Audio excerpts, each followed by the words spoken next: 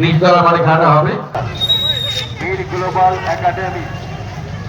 এবার আমরা কদিনের পরিচালনায় সামনে শনিবার বীজতলার মাঠে 8 দলীয় শর্ট চ্যাম্পিয়ন 4 মারা খেলার আয়োজন করা হয়েছে।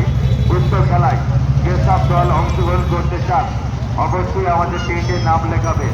খেলাটি প্রতিদিন বিকালে একটি করে খেলা করানো হবে। প্লেয়ারের ক্ষেত্রে কোনো নিষেধাজ্ঞা নেই, আপনারা আয়োজন করতে পারেন, ঘরোয়া প্লেয়ার খেলতে পারেন।